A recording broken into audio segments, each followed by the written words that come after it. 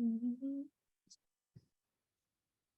All right, why don't we just go ahead and begin? That way we'll give more time for us to have conversation. Hi. Hi, everyone. Welcome to the Codes of Contact Symposium, which is part of the Toronto Real Asian International Film Festival's Industry Bootcamp. My name is Jasmine, and I'm the Special Projects Programmer here at Real Asian. I'm really excited to be hosting all these different galleries and organizations today. Codes of Contact is made possible through support from the Canada Council for the Arts. It was an incubator program that began in 2020. It brought together 8 organizations to hold discussions and workshops and also fund pilot projects around digital work and presentation. Over the last 2.5 years, we have hosted speakers around a wide range of topics, tackle issues of digital media from both creative and administrative perspectives. And we've also deep dived into discussions around accessibility and racial justice. So in the spirit of this long-term inquiry, I would like to acknowledge on behalf of Real Asian that our offices are located on the treaty territory of the Mississaugas of the Credit and the traditional territory of the Anishinaabe, the Haudenosaunee, and the Wendat nations. This treaty is covered by the Dish with One Spoon Covenant, which is a treaty of collective responsibility for the protection and sharing of land and resources. The programming in the symposium recognizes how development has historically been weaponized to justify land theft, genocide, and displacement. It also recognizes how technology is a tool that can suppress, surveil, and inflict violence on Indigenous, Black, and POC communities, and increasingly in Toronto, specifically against unhoused communities. And so we encourage all of today's learning to reflect on the role of digital tools in upholding structures of power, and to ground and push our own creative work towards better solidarities with communities who are the most vulnerable. Additionally, the Zoom space will uphold principles of safety and care. And so we urge everyone to follow the code of conduct that I'm about to drop into the chat.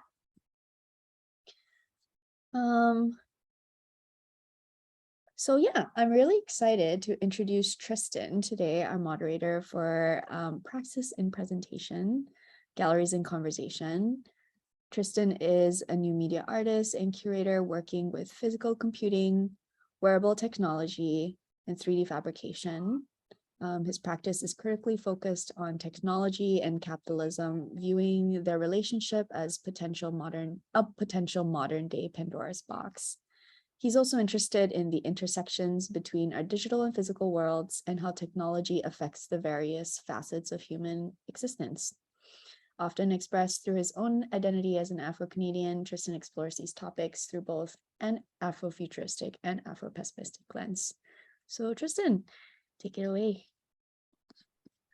Hi, Jasmine, and hi, everyone else. Yeah, thank you for having me. And yeah, welcome to this panel. I'm really excited to be here with everybody and to be discussing the topics that we're going to be going over today, mainly surrounding digital art and digital art programming in our current age, and sort of navigating that lens and that space, and sort of surrounding issues around accessibility, inclusivity, and engagement in those digital spaces.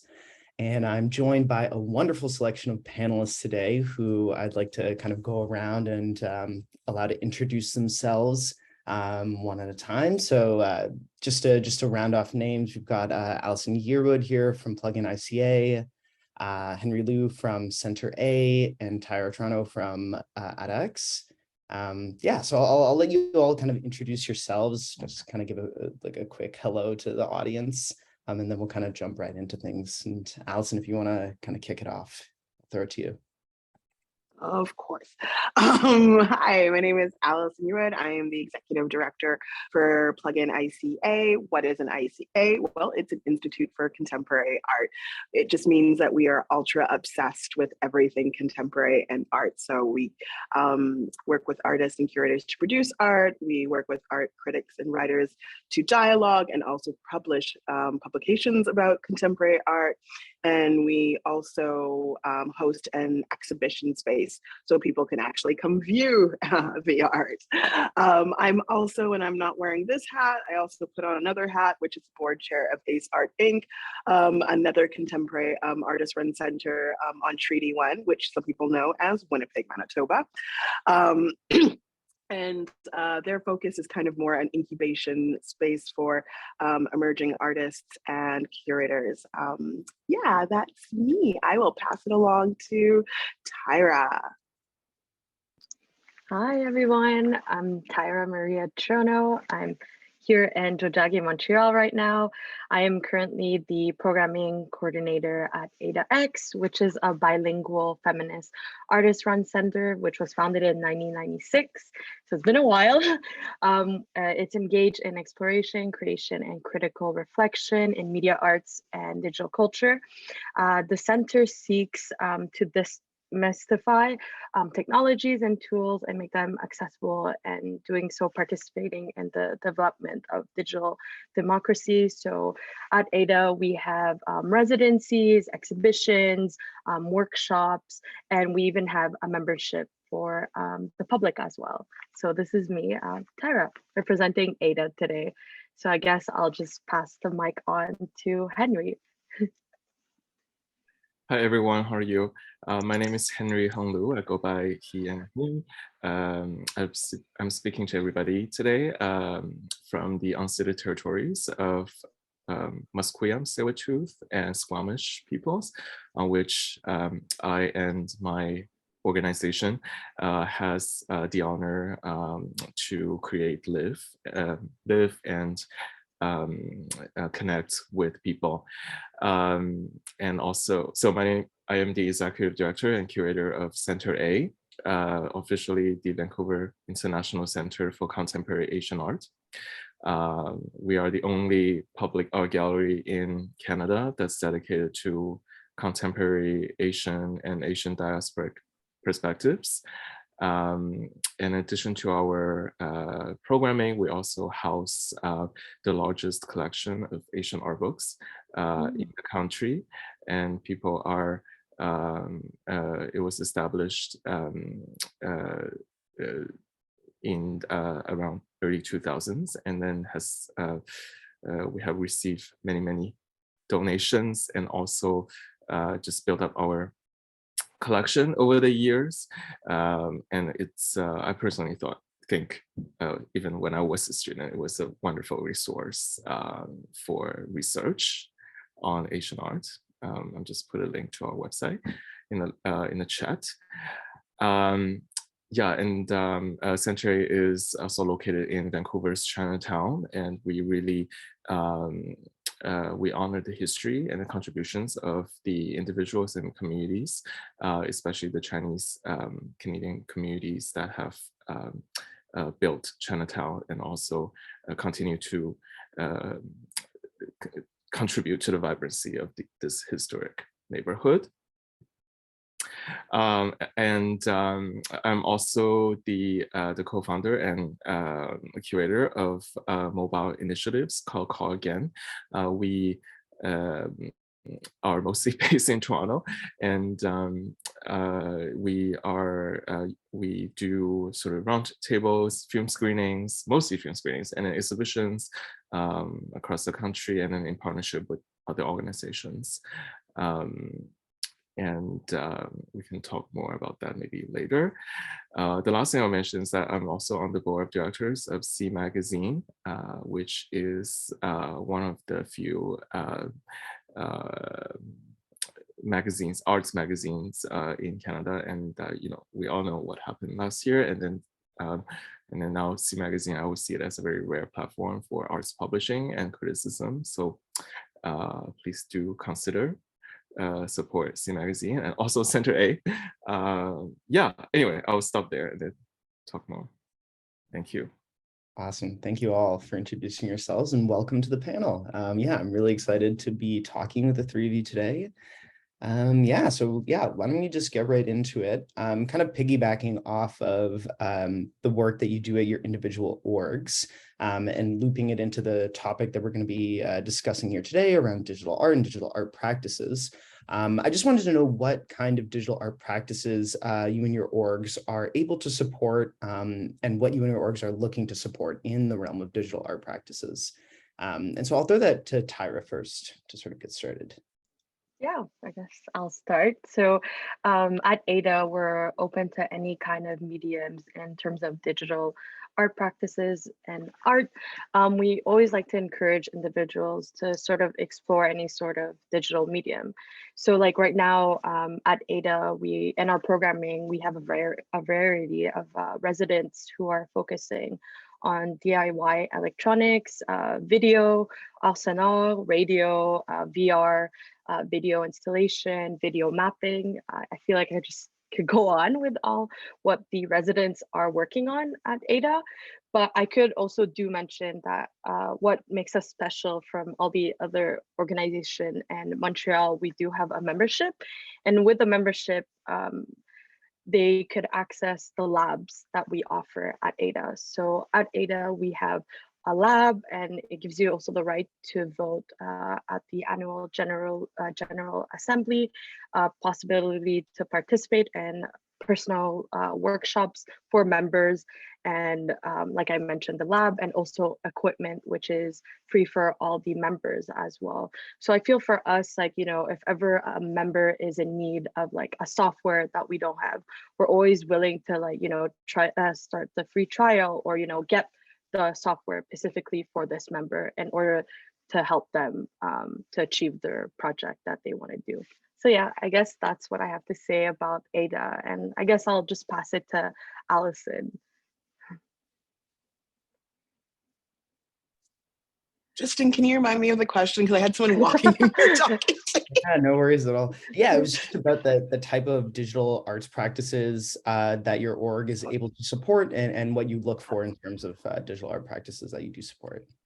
Oh my God, that's such a great question, because I feel I have actually a throwback question to my fellow panelists, because I find it really challenging to support the breadth and the diversity of actual authentic exhibition of digital art. So many times it's so hard to go back to an artist and have to ask them to have to rework something or have to rethink something because of like the actual limitations of what the gallery space can support in terms of like screening space, monitors, like AR and VR equipment, like I would want to say that Plugin and also Ace Art Inc., both have exhibition spaces, want to support the most authentic way that an artist is envisioning their work and how they want it to communicate. Like if they want to create those delicious, immersive experiences, we want to have those great monitors and those great speakers to give that immersive sound quality. But a lot of times we're having to like MacGyver really precarious situations that can actually be quite distracting to the art.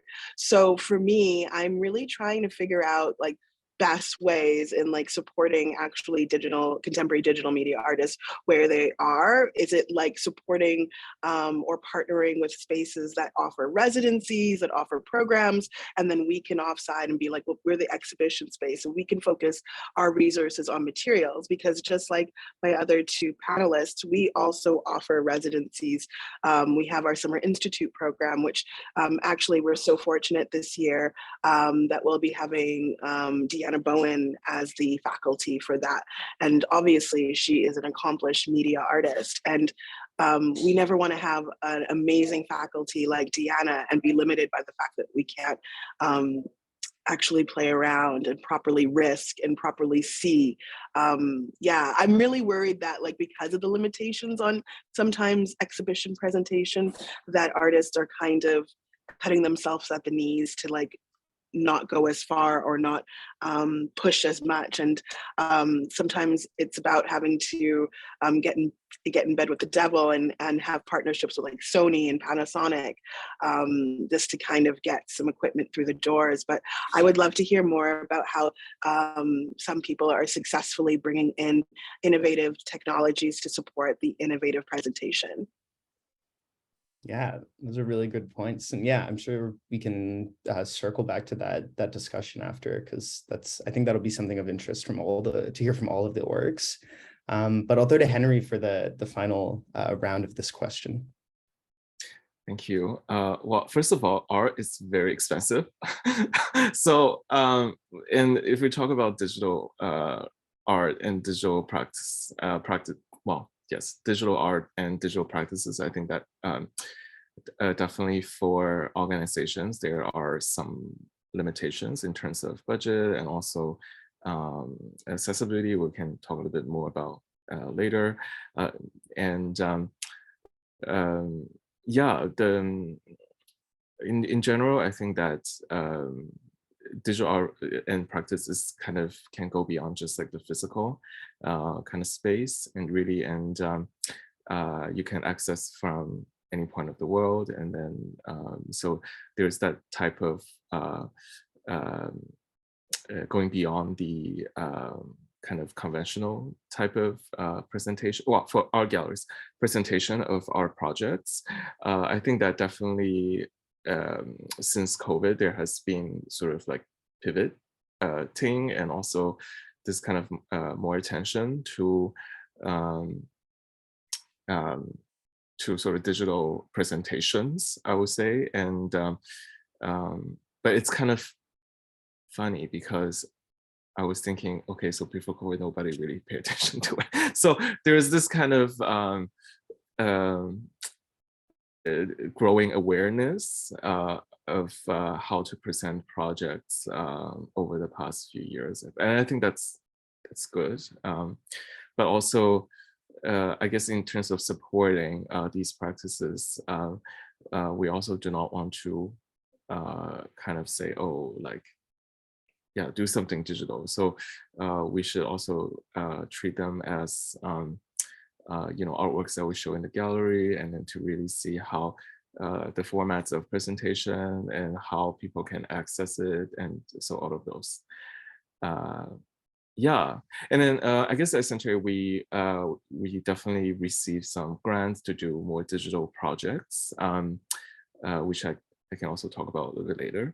And but recently we commissioned Oakland, California-based artist, Austria Superak, to do an online lecture performance called Asian Futures Without Asians. So it's a series of online performances that kind of dissect these racial stereotyping and also sort of misuse of Asian visual cultures in North American sci-fi movies. It's pretty fascinating. And then right now, a copy of this performance is in our library, and then people can request to view it. Yeah, so I think these sort of more interactive and also the initiatives, I think, would be nice for people to really get involved in. That sounds really interesting. I'd love to check that out myself. I'm sure other people here would too. And yeah, if you can throw a link to it, that'd be great. Yeah, and thank you for sort of like, commenting on the point that Allison brought about accessibility. I think like, there's an interesting conversation around, and I think we'll get into it a little later about like both the in-person presentation of digital art and the like online presentations of it, and how they have varying levels of accessibility to them. I wanted to throw that same sort of like follow-up question to Tyra. And there's also a question, Tyra, specifically for you from the chat from your previous answer, asking, is there an online membership available for AdaX for those who cannot be there physically? Ooh, that's actually, that's, I could add to this, but so at Ada, we're mostly focused with Montreal-based artists, in terms of right now. Like, I know that we really want to create this community for, the people who are local to us, because, the people who come to Ada are like, the people that come to the talks, or, who come to like the Vernies. And for our goal is to create a community. Maybe later on, like, we will branch off and like give it to different people around like Canada, but right now it's more local based. Awesome. Yeah. And do you have any like any points to add in on the discussion that Allison brought up around access to equipment for presentation of digital art in physical space? Any like barriers that you've experienced? Yeah, honestly, I feel like we haven't really encountered any like difficulties in terms of like resident wanting like a certain material, because I feel like we've always found a solution, especially that Montreal is like really small and the community is small. So if we don't have like a certain material or equipment, like there's always another organization that we could reach out just like that and get this sort of equipment. Like I'm thinking right now of Eastern Bloc, who is also located in Jojagi, Montreal. Like they were looking for certain types of equipment and they just messaged us like one day and then boom, we have it for them. Like, we're always trying to help each other. I feel like honestly, there's always a solution to certain equipment or things that, a resident would need, or if not, like, we have access to grants, like what Henry mentioned before. I think in the end, there's always a solutions to these sort of dilemmas. Awesome. Yeah, and I think Montreal is a great example of a city with a strong community built around the digital art space. There's many orgs that practice in that area. So that's really interesting. Yeah. I want to ask another question that some of you sort of already started in your previous answers around programming or programs that your orgs are currently working on in the digital art space. And if there was anything on the horizon or even like in recent programming that you wanted to kind of give a moment to highlight that are of, express interest to you and your orgs, or that you're really proud of working on. Henry, I'll throw that to you first. Yeah, for sure. I think that we definitely have quite some projects sort of in the making, and but we're excited about this kind of series of online gatherings, which we call it CARDI, CAARDI. I just sent it in the chat. It's a counter anti-Asian racism digital initiative. Actually, we haven't announced it, but I would just tell you why not, and then just keep an eye on it.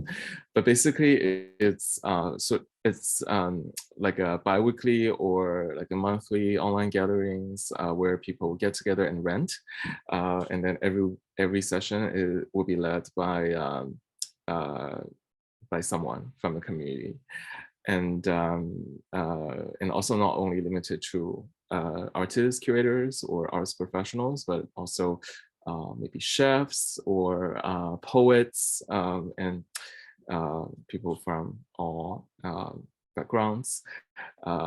Yeah, and I just think that these days we have a lot of sort of, we have some literature sort of on, anti-Asian racism, and then this kind of processing of it, but I feel like there isn't enough sort of space for people to talk about it in some way. And yeah, and then we actually have been hosting, it's kind of related to our program from this year to next year as well. We will be doing these projects called The Living Room, which is construct like a makeshift living room space inside our gallery. And then we have a selection of films in a space where people just like walk in and watch, or they can just chill there. And then we also have students sort of doing work there, and then yeah, and people just kind of lie on the rug, and then the rug, sorry, what did I say? And then using a reading room and stuff like that. So it's a really nice way to for people to get involved.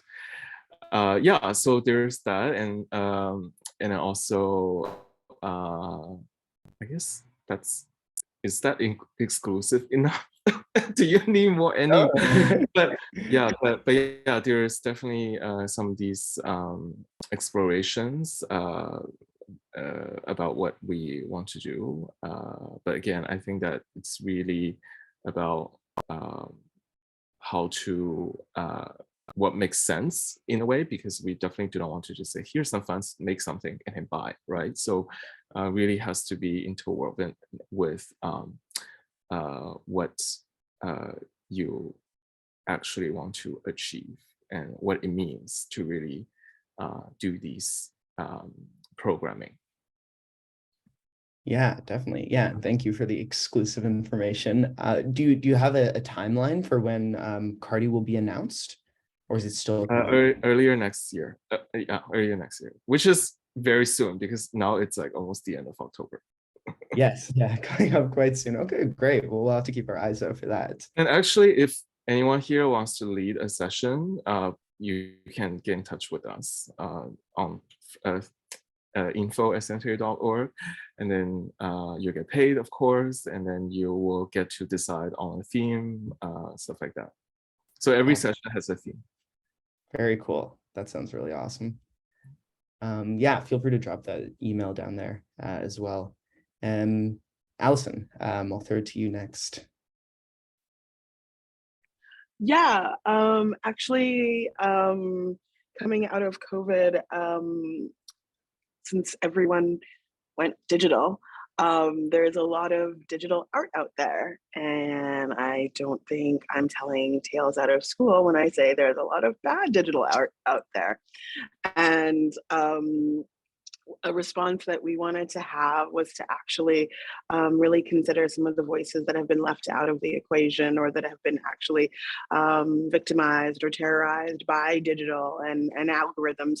So we are using our Digital Now grant money to create a little bit of an online and in-person residency program that's going to be led by Cyrus Marcus Ware, and it's going to be literally geared towards Black, Indigenous, people of color, disabled, LGBTQIA plus two-spirited folks, and just folks who have really been left out of the conversation, and talking really strategically about what is digital curation, what is it about, like how do we produce good digital art that is well curated and able to be accessible to those who have been left out, those who are blind.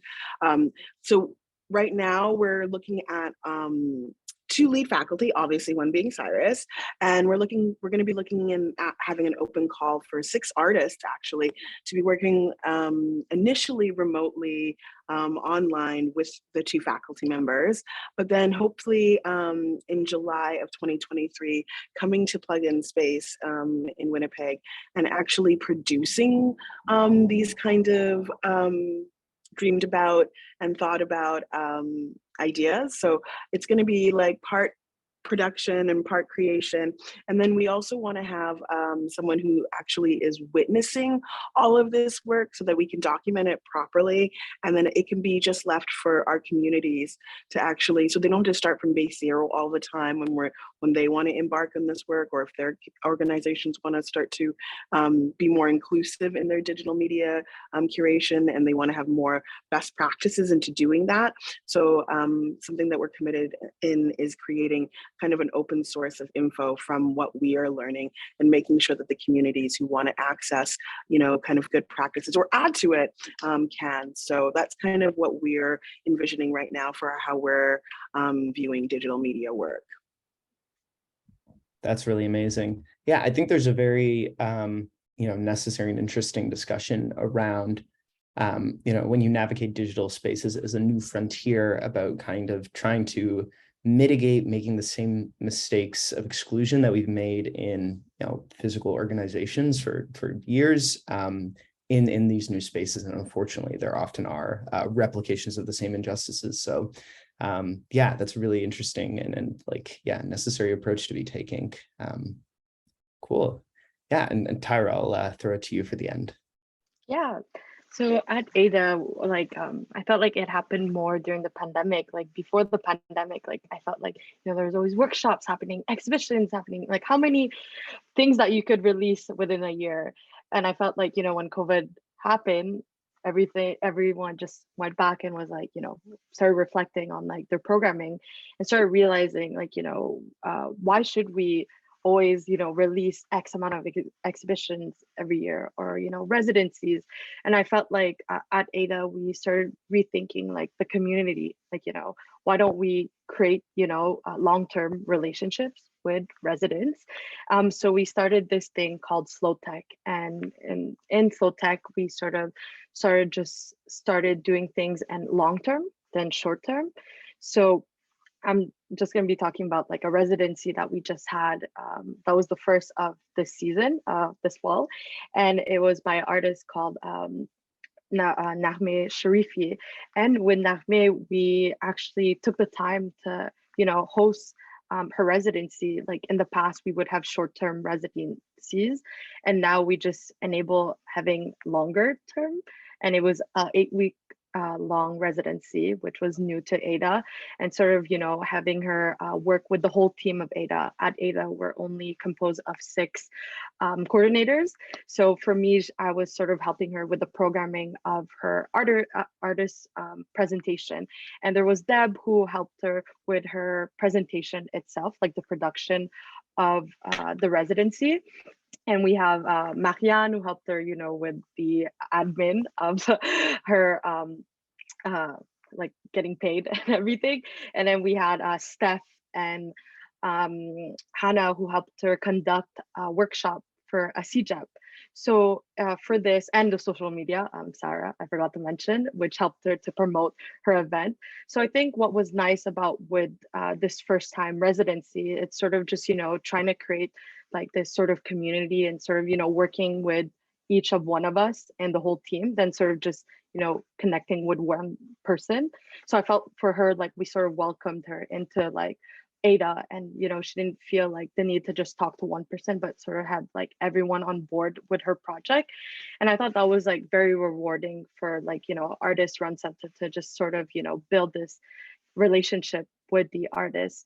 And that will be Ada for the next year. We'll be just hosting only 4 workshops. So we just did 1, and we have 3 next one for the whole year. So I think what's great about Ada is just try to like build a community and not sort of just like, you're here to exhibit it and boom, you're gone, but like sort of just create like a dynamic for everyone and a relationship, I could say.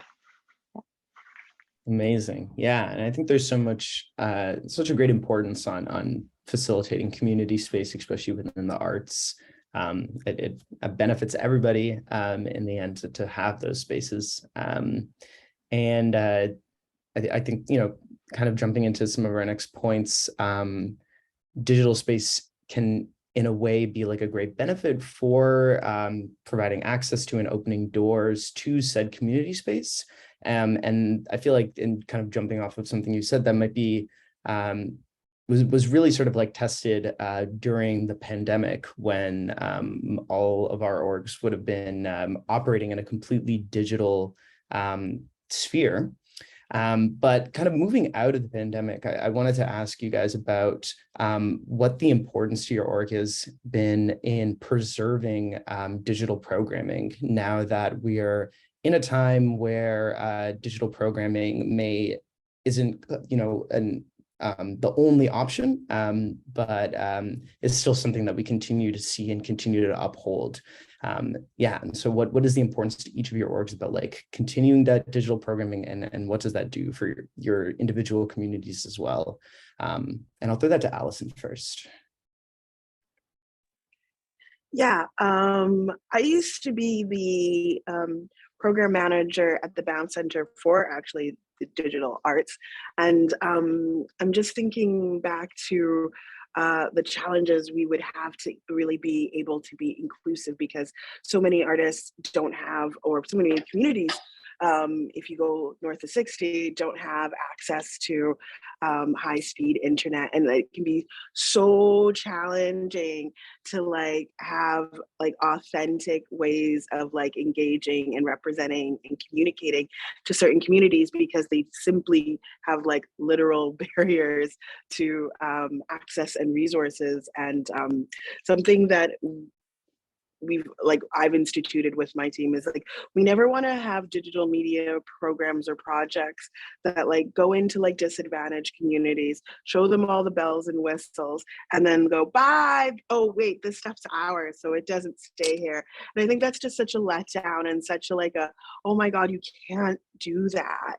So part of our mission is if we go into those remote and rural communities, bring in all these great facilitators, bring in all these great materials, they have to now stay there. And they have to now have their own ability to like navigate and play with and still be able to have connection to like us in these more urbanized centers to like add them in, to have them included in their programming. Like I've worked with organizations and will open plugin and Ace Art to seeing things like, let's have, you know, some iPhone or Android videos of, you know, kids up north or in Nunavut, you know, telling their own stories, seeing themselves being represented in the way that they want to tell their own stories, using language. And I think all of those tiny little interventions of bringing like these communities that we only think about or we project our feelings about, and actually having them telling their own stories, but telling them to our communities so that we can have ways of becoming like I love Tyra talking about slow tech, because I think that is something that we can actually use new media and digital resources for, is actually like holding up and taking care of those new relationships. I mean, I think one of the greatest things COVID did was it opened us up to the actual idea that we are not so disconnected, but it's how do we kind of now make a hybrid of how do we create that need for one-to-one intimacy, but hold it up in this kind of time now where I think a lot of us have screen fatigue. You know, we don't want to be, you know, sitting right down in front of a camera all of the time. But I think we're just trying to figure out what is the mix for, yeah, right? What is the mix for us, you know, being friendly and sharing and telling really intimate things that create those lovely gooey moments of like relationship, but how do we do it in a way that can keep, like, look how great this is. We are all in different communities, regions, and we're having this great conversation about like, how do we network? How do we resource share? How do we communicate? How do we present? And as Tyra and Henry have just indicated, like, there are always ways to create solutions. Like, if there are artists in the room, there are always going to be ways to like have 57,000 solutions. It's funny like how we're not in politics more, hey?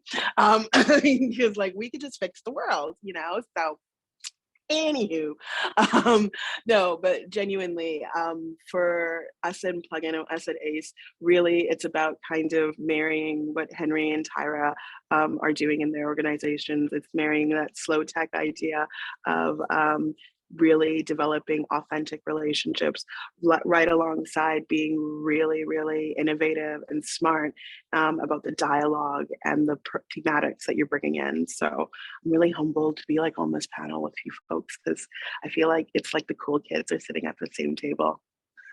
Well, we're very happy to have you here as well. And yeah, I really like your point in the beginning about like about digital infrastructure, specifically something like internet speed, and how that can also be a barrier to digital programming, simply because digital programming in its way often also opens doors to accessibility. But there's like this conversation about what barriers it puts up and what doors it opens. And I think that's something I'd like for us to kind of loop back to. But I'll throw to the prompt to Tyra first, and then we can. Wait, can you just repeat the prompt? Sorry. Yeah, of course. In my mind. It was just about the importance of digital programming to your organization, sort of in a post-lockdown world where we're not only online anymore. Yeah, no, like I feel like honestly at Ada, like, ever since COVID happened, like, we were always online, and I felt like I came in and at a time that now, things are changing, and, we always want to bring things now in person, like in real life, to sort of build that connection with one another. Like, like, I guess, like, in different circumstances, like example, like today, like, there's a reason why we're meeting online, because we're coming from different provinces, different places. But I think at Ada, like, since it's a very, like, community based, like, organization, like, we really like to encourage, like, these online presence, because I feel like since COVID, like post COVID, like everyone's like so eager to go to like these events in person, to like meet people in real life now than, just meeting in the online space.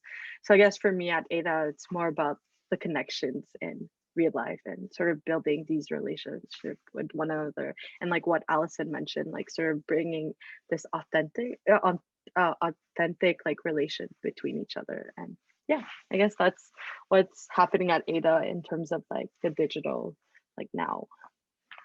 Awesome. Yeah, yeah. And like as I mentioned before, like I think like the ability to sort of connect like we are doing right now across spaces is really the power of it. And I think will be something that kind of keeps digital programming a relevant thing moving on to the future. Henry, I'll pass it on to you. Yeah, I definitely have a few thoughts, because I think that sort of online programming now it will kind of always be part of programming in a way, because I think that there are just different ways to participate for audience to participate, because I would like to think that people would come into a gallery to experience the exhibitions in person, but then if they cannot make it here, they can always they can also get involved in our programming by attending, online talks and then some other things. So just kind of open it up, sort of this more compared to this kind of more conventional, it's like we have a space and then, people come in and see it and then go, and then so there is more to that. And then I think that's great, because and also yeah, I just like this, like different forms of participation, and it's really great that people from some time zone can join just without too many barriers. But I do want to, whenever I think about digital programming, I also I would think that we should acknowledge the limitations of it, because not many people, like what Allison mentioned, so not everybody has access to good Wi-Fi, let's say, and a lot of them don't have smartphones, or let's say access to like a software or any apps. So I often think about sort of the more senior kind of audience of us. We're in Chinatown and people come in, and then there's this more kind of almost a more tactile sort of way to participate in the programming. So I think that should not be overshadowed by digital programming. Digital programming, I think that it really offers an option for and also easier to archive. I would say you can just like save the recording and then put it online and people can read it. So there's pros and cons for sure. So I think that I think that my preferred strategy is definitely to keep doing keep having physical activities, but also online that can that both of them can sort of fill some of the limitations of each, and then for people to open up to the public. There's another thing I was thinking about. Sorry, I'm kind of just like keep going. The other thing I was thinking about is that how during COVID there are many organizations just kind of kept producing online programming. So the question that I had when during that time was that, do you just is the reason why you keep programming digital programs just because you feel guilty because you receive funding from the government and you're not doing anything, and then your funding might get cut. So there's that. And then, or do you actually care and want to stay connected with your audience and continue this kind of care for them? So I think that there's difference there, or maybe it's kind of both. So that's some of the questions that, as someone working at a gallery, should think about. It's okay if you need to take a break. You don't have to. Not all the organization has like enough resources to do this, right? Because, for example, there are artisan centers with like 1 or 2 people. Like it's just impossible to really do all of those.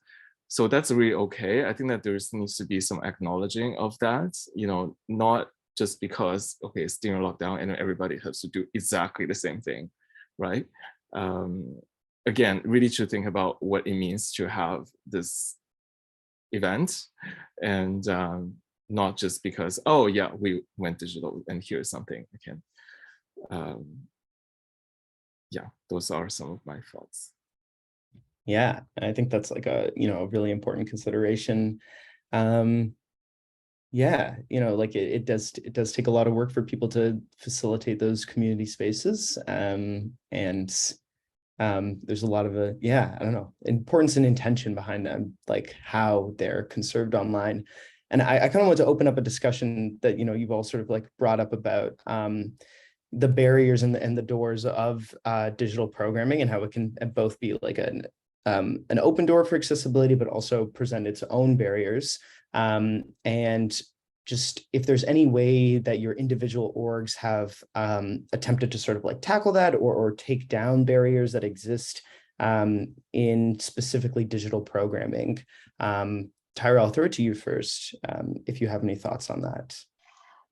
Personally, I could say right now that we don't have any digital programming at the moment, because since, like I mentioned, like since low tech happened at Ada, we've been trying to have like in-person, relationships with everyone. So I think right now, like we are not presenting things online, but in terms of like the digital, we've been having our archives, or like of what's been happening at the gallery, like it's presented online for an audience to see. So I think for right now, like it's just more of an archive tool at Ada, and sort of, just promoting what's going on, and, sort of looking, what we've done. But I feel like we've been also rethinking on like, how we present like digital, like in our website. Like, for example, like I could say that in the past, like for example, like on like a live presentation, like, usually you would have the setup with the video and like, have it live on Facebook, it's like this whole like big thing. But I felt like, sort of rethinking back to that, like, you don't get that many audience like at that live event, because, people want to actually be there in person. And I feel like through that, like we've been trying to rethink like how to present, digital presentation, live presentation. So I think right now, like I'm just thinking about this week, like, back then we would have that live broadcast video, and now what we're doing is just sort of just recording the audio, because I feel like that was like the only thing that is important of the actual presentation, that seeing these individual. So I think right now is just sort of just rethinking how to present things online, because just because you have it online doesn't mean that everyone's gonna go see it. There's a way of presenting like these archives. Totally. Yeah. And I think there's like, yeah, as you mentioned, sort of like archiving even like your physical events online. There are like hybrid approaches that can be taken nowadays that benefit both kinds of programming, which I think is really interesting. But Henry, I'll throw to you about the same question about barriers and any ways you've been able to navigate around them. Yeah, I think that it's an ongoing process, and then it doesn't really happen overnight, I would say. And then you have to think about sort of staff capacity, and then the knowledge of it, and then how to really make certain changes. So I think of it as more of like from an angle of feel like like nowadays everybody talk about labor, but it's true. I think about sort of you know, how small or to medium-sized organizations might not get enough support, and then it's really overstretched to take on something that might not have been previously a part of the job portfolios, or it just needs more knowledge and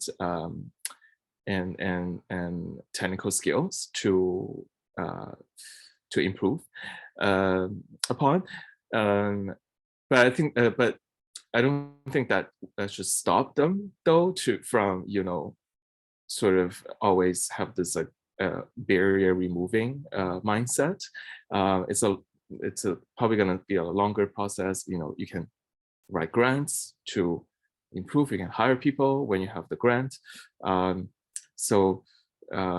it really, that even just like writing a grant and to trying to, you know, receive funds or to contract other people to be part of this, it's I think that it's already showing sort of goodwill, and and to really demonstrate more care, and also to if not quickly, slowly moving in that process. Yeah, so but I think that it's really good that nowadays there seems to be funding for digital projects, and also this kind of digital funds to sort of revamp the digital realm and stuff like that. So I think these are some of the opportunities to do something to lower the barriers further. Yeah, absolutely. And like, yeah, and as you mentioned, like, I think with the sort of like reliance on the digital frontier being new, it is a completely ongoing process where a lot of this knowledge is still being created and then thought up of by different organizations. So, you know, anything that we can share to like help collectively bring that down, I think is always a good thing. Yeah, and Allison, I'll throw it to you for the last point. Yeah, for us, we've been really investigating and doing an internal audit of like for accessibility, literally, like how does a blind curator or artist produce a digital media work in our space? How would we present that? How do we put subtitles on work? Does that change the project? So we've been asking questions like that. One of the other pieces that is kind of challenging for me right now is during COVID, we created exhibition videos. Like that was something we weren't doing. Like galleries weren't putting together their shows and making these beautiful videos because we just didn't have the capacity. We didn't have the resources. But during COVID, we did.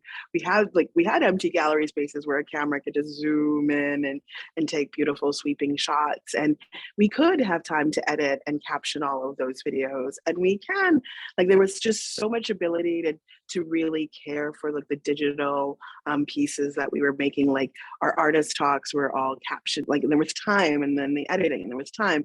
But now, because we're back to in person, that gap of time is now completely truncated. It's like, well, the opening was Friday, so that talk better be up by Monday.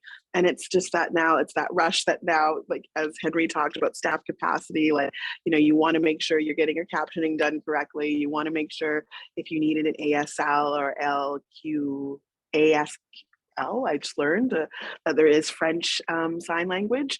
And see, I just learned there's French sign language. So like there's an added like piece of like, okay, so if I have English sign language, I can't be, you know, Anglo-centric and not put the French sign language. So it's all those like pieces of now like acknowledging that you want to care, acknowledging that you now have audiences around the world, acknowledging that you have these abilities to kind of create exhibition videos, to, you know, subtitle everything, to put Braille on the wall with next to didactics. But it's actually kind of going, okay, now that I know all the things I know about how I've been keeping people out, it's actually now having to advocate and create the policies so that funders and donors and sponsors actually know that now there's like these whole other layers to what we're trying to do, and to actually infuse care in what we're doing, that we were just not, considering. Like, I wasn't considering having, sign language translators, or people for low vision to take people through, having a neurodivergent day when you have digital media pieces, so you have folks who can come in who are on spectrum and can actually experience digital media pieces, but experiencing them so that they're not harming them. And it's all of those like layers of consideration now that I don't want to have to say are too, like, I really don't want to have to say are too challenging to fold in. But at some point, as Henry says, it's the capacity. It's literally a capacity issue. And you don't also want to ghettoize the folks who represent these communities that are usually, seeking equity. And by getting these project grants and funds, they're usually on timelines, and that really doesn't authentically bring these folks in, and it doesn't really authentically, turn the dial, because they're not in the spaces all of the time. They're in for like these short little projects, and I think it's something that is so irresponsible in our industry that we don't take off the anxiety of having to constantly chase your next paycheck. Like, that is horrendous. That's a mental health crisis in and of itself, is just having art workers who don't know, like, is next month my last month that I can pay my rent or, feed myself? And it's just, or I'd love to go to a residency, but I live in Toronto or Vancouver where the rents are so darn high. And what am I gonna, like, I can't not live here and pay for a residency somewhere. Like, how? Who? So, and it's just all of these now new awarenesses that, like, I think we're all having, and it's just like, how do we infuse those with like the utmost of care, and then how could we acknowledge we get it wrong sometimes without like feeling like you have to go into exile and self-flagellate for 100 years. So like, that's where we're all humming and vibrating on with all of this like new hybridity. And yeah, I'm super open to always be having dialogues with folks. So I'm really excited to see that I have some other brave souls in the community who I can like knock on the door and go, hey, can I like have a minute chat with you and just chat this out with you? Yeah, and I think we need to do that more, is just actually chat these things out and not just sit in rooms crying to ourselves. We can actually maybe, resource share some ideas. Okay, I'll stop rambling. I'm really glad that you brought up sort of the wider conversation that question was going into about just like accessibility and making sure that the systems that we program it and put on are accessible to not just the communities that they're designed for, but anyone who's essentially removing any barrier of access to these programs, which kind of leads me into another question I want to throw about the considerations that your individual orgs take specifically in terms of accessibility, and what you think about accessibility wise when programming things either digitally or physically, and lessons that you might want to share that others should be mindful when navigating these same spaces that you've learned throughout your times as an org. And before I throw that out, I'll just say that after we're going to see if there's any questions from the audience. So while we're answering these, if anybody does have any questions, feel free to throw them in the chat. But yeah, I'll throw the question surrounding accessibility to Henry first. Yeah, I think, well, thank you so much. I think this has been a great panel, and then appreciate you all. And yeah, I think, sorry, I'm trying to think about a way to answer this.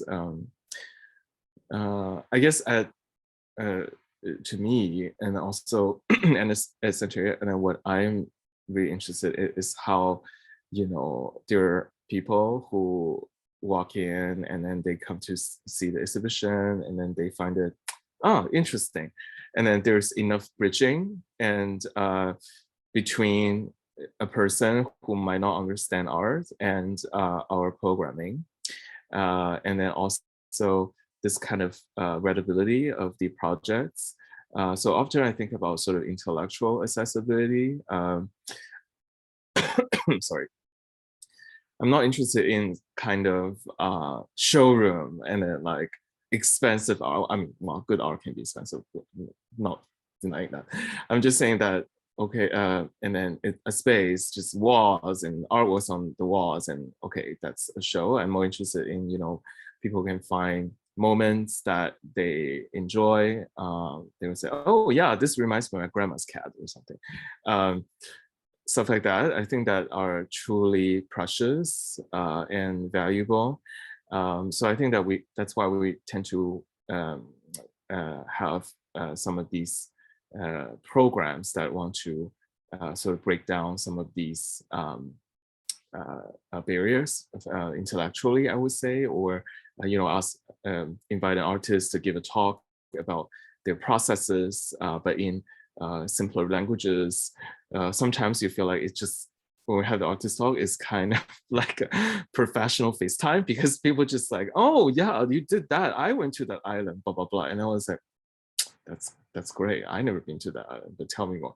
So there, I enjoyed those moments. I do think that, you know, especially as a public art gallery like us, again, it's really to think about who the public is, and then, you know, how to be engaged, and then we're not interested in making art just for people in the arts. We want to bring in people that can be part of who we are, and also, you know, develop that relationships. Yeah. What else? Sorry, what was the second part of this question? If there was any lessons you learned over navigating accessible structures that you think that other orgs should be mindful of, any lessons that maybe you've picked up?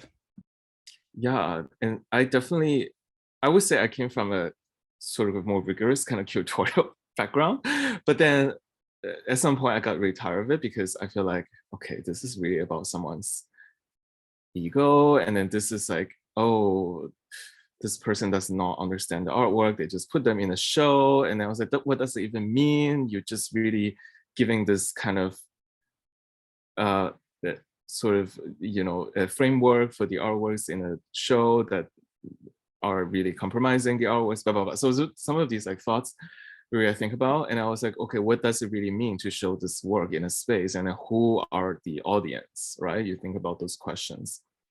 So I think that at my current job, what I'm interested is that, you know, I want people to come into the space, not to see it as an art gallery, but as like a gathering place. And then, so relationships first and art comes second. So I think that's kind of my aspiration. And then kind of, not strategy, but aspiration, and then this kind of will, because you know, if you're saying I'm going to an art gallery, there's already a certain level assumptions, and then or behavioral expectations, and some of those. But I would like to be able to come, because for example, our entrance is like a little gift shop, like a boutique. So there's like books, and then cute pins and stuff like that. So people kind of come in and they say, oh, there's a gallery. And they say, oh, amazing. Wow, there's that. And there's a reading room. So overall, personally, I think that this space is kind of, has a good layout. So people can come in and then have moments of their choosing, because, you know, they can either lie on a couch in the reading room, or they can buy something from a boutique, and then they get to see an art exhibition. So it's quite a, I would say, sort of an experience that has multiple parts, and then people can choose to experience whichever. Yeah. So. Yeah, and I love your sort of like points about like, seems like an overarching thing that we brought up multiple times about community and the importance of that, and we're sort of like operating the gallery space as a community space and not just as a gallery space. And Tyra, I remember you sort of talking about the same thing earlier in the conversation. So I'll throw to you next to pick up on the same accessibility question. Yeah, no, I'm just like thinking about what you just said, Henry, about like how the gallery that you work at like sort of has a gift shop, sort of brings people in. And I'm just thinking about mine. I'm like, that is like the complete opposite at Ada.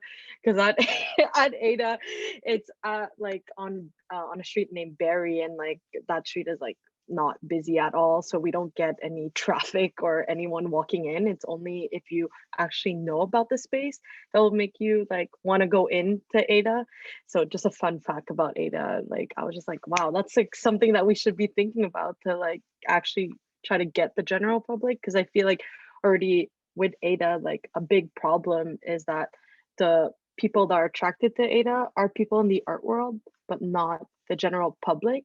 But I feel like right now we've been trying to rethink, like, you know, how could we, you know, get other people to come. But I know at Ada, one of the uh, coordinators who specialize in like engagement, like she's trying to collaborate with like public libraries or like high schools to sort of, you know, try to bring Ada in like different contexts than the art world.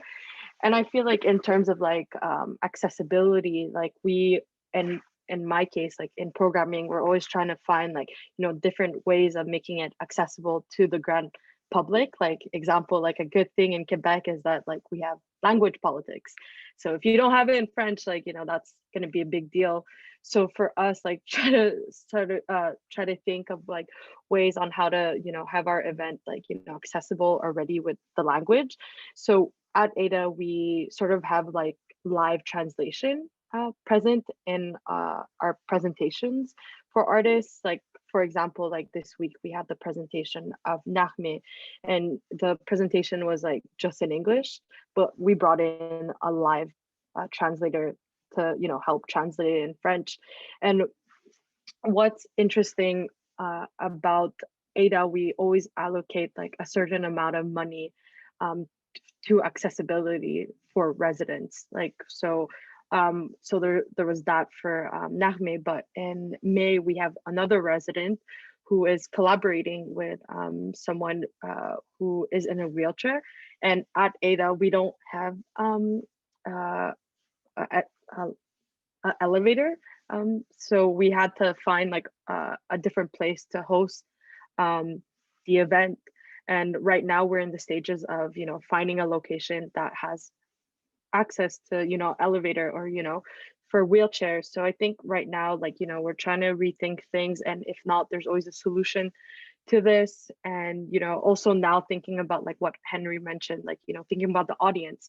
And I feel like at Ada we've been, you know, trying to think of ways of getting different audiences like through the workshops. Like right now we have Nahme who will be conducting a workshop to CEGEP students. So they're like around 17, 18 who have not, you know, encountered an art gallery. So for them, like, you know, it's something new. And I feel like for us at Ada, we're just trying to, like, you know, obviously there's things to work on, but I feel like, you know, slowly and surely we're going to achieve this. But yeah.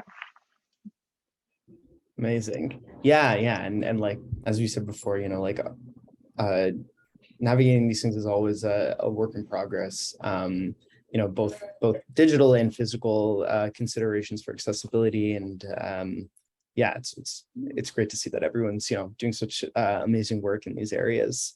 Allison, I'll throw it to you for the last points. Right, this is accessibility, right? Yeah. Do you want me to repeat it? Okay, maybe. Yeah, it was just yeah, what considerations does your org take in terms of accessibility for both like digital and physical programming and spaces? And then if there's any lessons that you have that you think other orgs should be mindful of that you've learned from your personal experiences with both.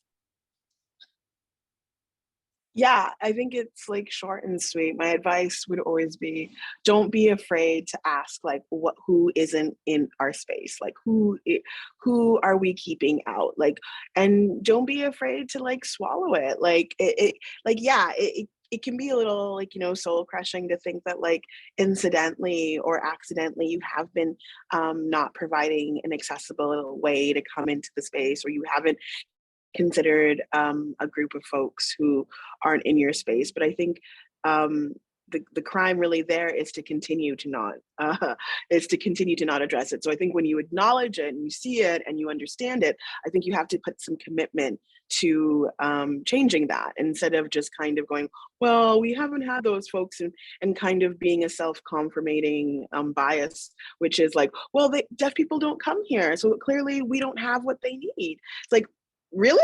Or is it they don't see themselves, or you're not accessible to them, so they can't come in, so they don't come in? And I see that a lot. Like I said, I live in Winnipeg.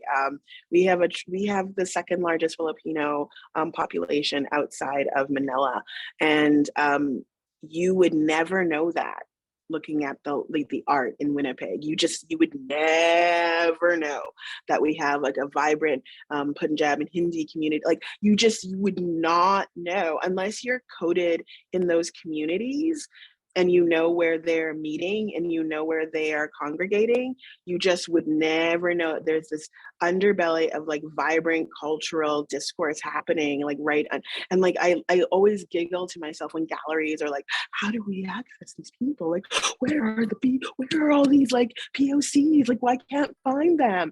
And and it's like they're there. It's just they speak their own language and they just don't want you gawking at them all the time. So they kind of go do what they gotta do where they gotta do it. P.S. Have you ever tried visiting a community center? Like, you might find some folks there. And then just to add to Tyra's point, if you want to bring people that just don't care about art, food. People will always come for hot, yummy food. And it's always a way, yeah, right? And it's always a way to have a conversation. And people can it's like weather. People always have an opinion about food. And at least starting there, you can have a conversation. And I would also say making sure you have comfy chairs for elders. When they come into the space, they need to sit down. Like they can't be all able-bodied like us. And even just have chairs for other people who have mobility issues. And don't be afraid just to ask the person, how can I accommodate you? Like, how can I welcome you? And be honest, just ask that. And you'll be surprised like how someone will just literally go, you know what? I find it really hard to walk around your space. Fabulous. Let me figure out a way to like take that pressure off of you, and or the hours you're open doesn't suit my lifestyle. Okay, you now know me. I don't mind opening the show for you. So it's just those like little pieces of just like reminding ourselves that like I treat my gallery like my house. So if I invite you to my house, I'm going to make sure you're comfortable. I'm going to make sure you're having a great time, and I'm going to make sure you have some yummy food too. So yeah, I think that would be my advice, is just don't forget, if you want your community to come in, make it that your community would actually want to come into your space. So yeah. Nice. Yeah, I love that food is still the universal bridge between everybody without any, there's no barriers there, which is wonderful. And yeah, I, really love your points about like, doing work on the ground and engaging, knowing your own community, not just working within it, I think is like always going to be a universally important thing. Yeah, I wanted to see if there were any questions from the chat at the time that we can answer. And if not, we can kind of move on to sort of probably the last of our questions, because I think our time is kind of coming close to an end. Was there anything from the chat? Can I just quickly add to go ahead. that? I completely agree. And I think that and also I think it's okay, definitely okay to make mistakes, and then you just have to learn from mistakes. And also I think that for a gallery to actually work and then to be able to bring in community members is to really you operate based on relations as humans, and not just a facade and then it's a space, coming paper by.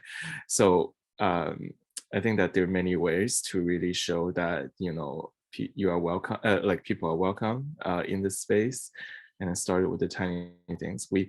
I think that for example, at Center A, because we're in Chinatown, and then also the downtown east side, and we tend to have people who like to share their stories, which is great, especially before COVID. And they, for example, I remember there was someone who always came in and talk about sort of their art collection just at the front desk, and then our front desk staff would just say, and you know, well, instead of saying like, okay, we'll have to work now, bye. So you kind of have these nice chats and then hear people's sort of life experiences, and then that's a way to really connect with them, and then they'd be like, oh yeah, next time I'll bring another friend here or something. So really are those, and yeah, those little things. Yeah, that really brings me back to my earlier days of when I used to sit in the front of galleries, and I loved talking to all the characters that would walk through. I think that is that community engagement is unmatchable. Amazing. So it doesn't seem like we have any questions from the chat, but with the time kind of coming close to an end, I just wanted to give everybody a final chance to sort of answer if for anybody who might be interested in getting engaged with your orgs, submitting work to your orgs, if you are taking work submissions or just working with your orgs in general, what considerations they may want to take when submitting or pitching or collaborating digitally with digital work with your specific organizations, and what you like to think about and what you like to tell people when they work with you in digital spaces.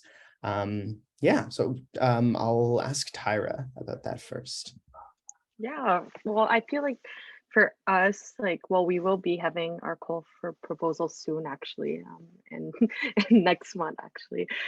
So for us, since we are a feminist organization in Jojage, Montreal, we like having artists who are residing in Jojage, Montreal, and who identify as women, queer, trans, or non-binary.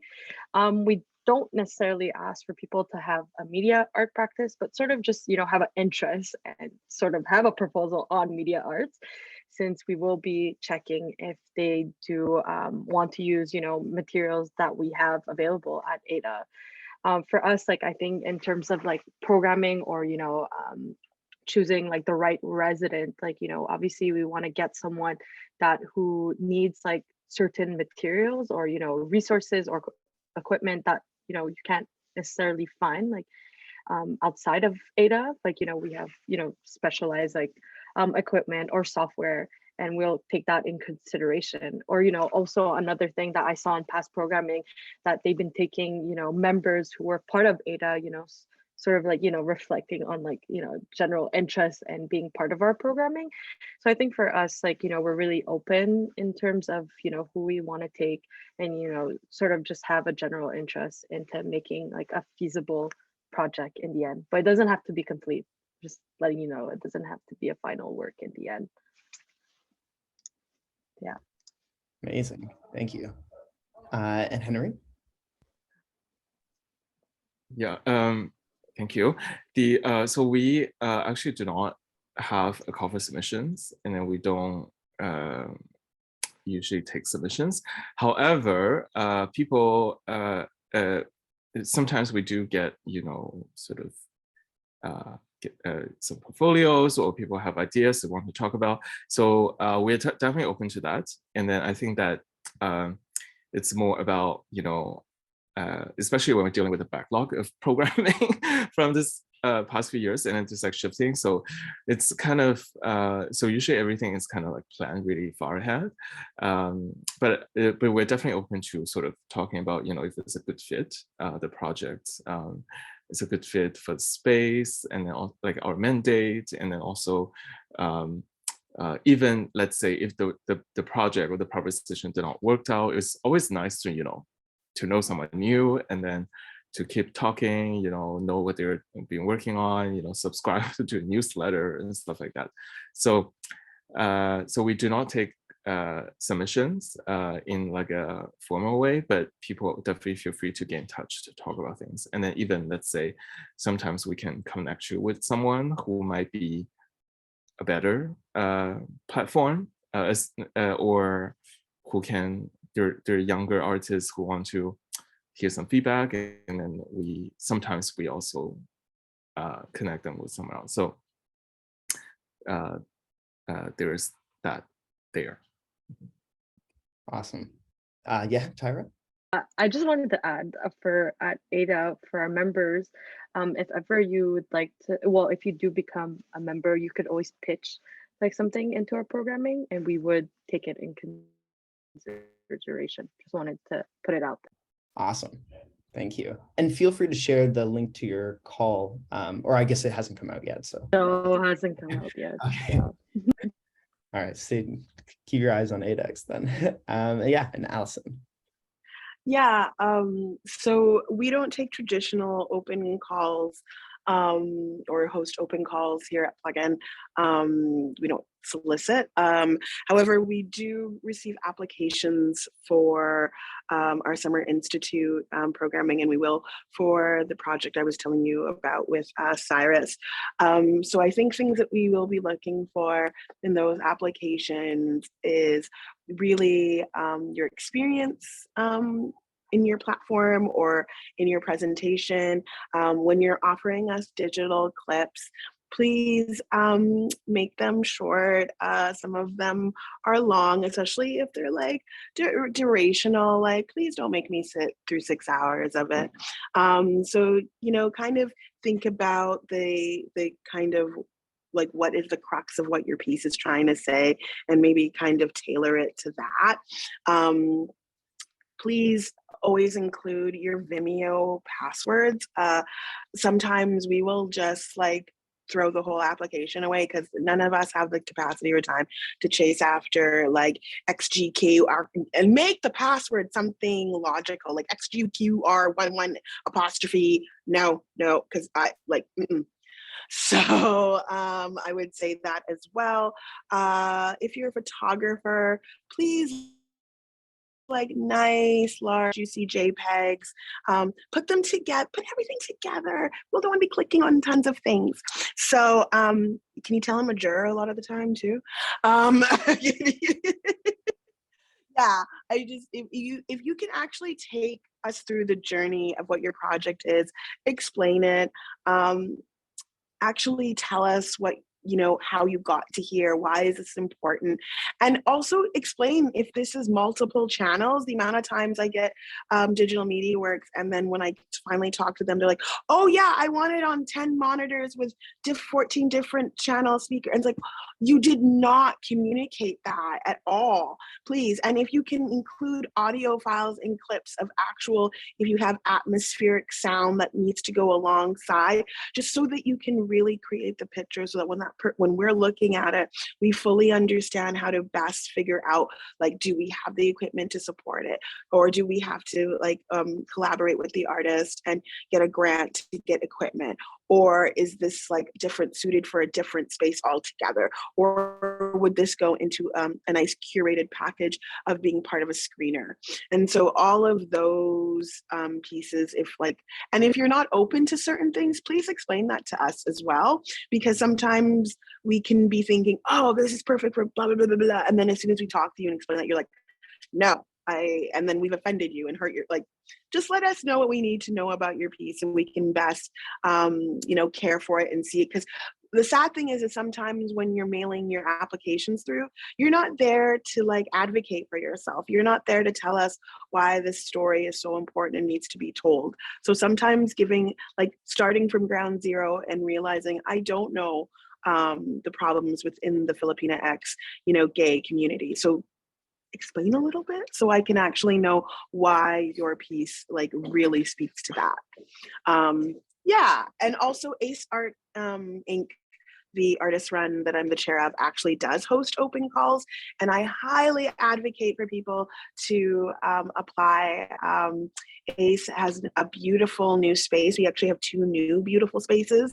So we want to see more art from more people, and they can definitely support new media and digital artworks. So absolutely, please, please, please, please apply aceartinc.org in Winnipeg, Manitoba, aka Treaty 1. So if folks can do that, that would be just tremendous. Amazing. Yeah, and with that, I would just like to I say, do have something yeah, to go share. right So, ahead. which I totally forgot. Oh my God, my bad. So there are actually two opportunities, costs that I would like to share. I think earlier when I talk about course submission, it's really about like our year-long programming, but we do, so Center A is having our second edition of the Holiday Art Market, which is a fundraiser to support artists and Center A. I just added a link in the chat. So Holiday Art Market, and we usually do it sort of the last few weeks of the year, and then for people to submit artworks, and then there's a theme every year. For example, last year it was called Carry On, which was asking people to submit artworks that can fit in carry-on luggage, and then we kind of did it across all the 3 gallery spaces we have. And this year's theme is Tropical Cafe, which is they'll transform the space into a cafe, and we have salon style kind of presentations of the artworks, and then all the works will be up in the gallery for silent auction, and then the artists will get 60% of it, and then the rest will support Center A.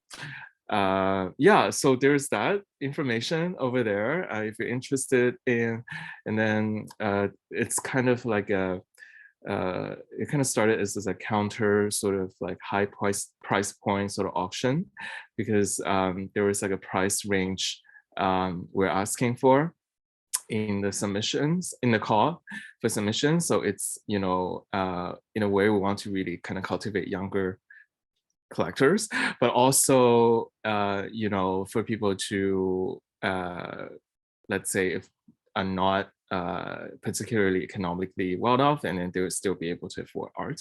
So I guess in a way, it's kind of like the necessity of the price point, and also, you know, you don't sometimes you don't really need to buy like a gigantic sculpture. You can get nice frame photograph for your space, stuff like that. So if you're interested, or if you know someone who is interested, please do share the link with them. It's a really easy process, just like a Google form, and then you put in all the information and stuff like that. Yeah, and then the second thing I will say is that the C Magazine is currently have a call for pitches for the next, sorry, I'm trying to find this link over here. So C Magazine, they produce 3 issues every year. And then currently there's a call, and then there's a theme for each issue. Sorry, I'm just gonna issues. It's a really nice way to kind of get involved, and also share your thoughts. Yeah, 1 second. Should have got this earlier. I shared it, Henry. Oh, great. Wonderful. And then this, for the spring 2023 issue, the theme is gossip, which is really fun. So please consider writing if you're interested in pitching. Okay, that's me. Thank you, Tristan, because I'm just... No worries. Yeah, thank you, Henry, for sharing. Yeah, and so with that, thank you, everyone, for participating in the panel. Allison, Tyra, and Henry, it was a pleasure speaking with all of you, and I hope you all had a wonderful time. And thank you to everybody who came and attended, or anybody who will be watching the recording digitally after. Yeah, it's been a pleasure being here. And thank you, Jasmine, as well, and the whole Real Asian team. Thank you, everybody. Thanks, everyone. Thanks for coming. It was awesome.